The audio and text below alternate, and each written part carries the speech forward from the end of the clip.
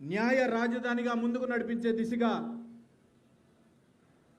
కార్యక్రమాలన్నీ కూడా ఏర్పాటు చేస్తూ ఉన్నారు. అలాగే అనేక లా రిలేటెడ్ ఇన్స్టిట్యూషన్స్ను ఇప్పటికే కర్నూలులో నెలకొల్పి ఉన్నారు. అందుకు ఉదాహరణగానే మనం ఇప్పటికే ఆంధ్రప్రదేశ్ రాష్ట్ర మానవ హక్కుల కమిషన్ ఏర్పాటై ఉన్నది. అలాగే లోకాయుక్త కూడా కర్నూలు నుండి విధులు నిర్వహిస్తూ ఉన్నారు. వక్ ట్రిబ్యునల్ రానున్నది. అలాగే సిబిఐ కోర్టు, ఇవన్నీ కూడా లా రిలేటెడ్గా ఉన్నటువంటి ఇన్స్టిట్యూషన్స్ అన్నీ కూడా, సంస్థలన్నీ కూడా కర్నూలు కేంద్రం నుండి విధులు నిర్వహిస్తూ ఉన్నారు.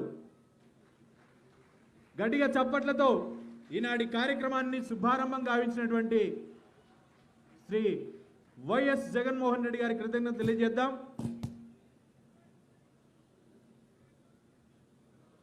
గౌరవ కలెక్టర్ గారు ఈనాటి కార్యక్రమం యొక్క ఏర్పాట్లు, అలాగే జాతీయ లా యూనివర్సిటీ యొక్క ఏర్పాట్లను వివరిస్తూ ఉన్నారు. లా యూనివర్సిటీ 150 ఎకరాల్లో 1011 కోట్ల రూపాయలతో లా యూనివర్సిటీ ప్రతిష్టాత్మకంగా ఏర్పాటు చేస్తూ ఉన్నది రాష్ట్ర ప్రభుత్వం. అలాగే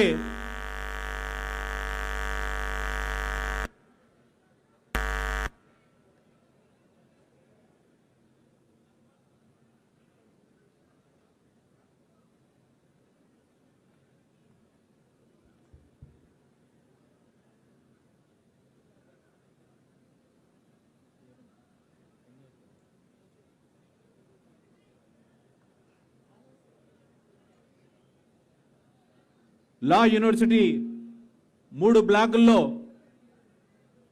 అత్యంత వైభవోపేతంగా నిర్మాణం కానున్నది.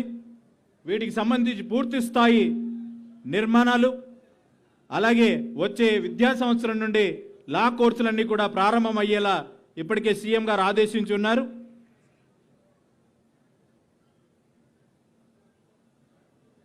రాష్ట్ర ముఖ్యమంత్రి వర్యులు అలాగే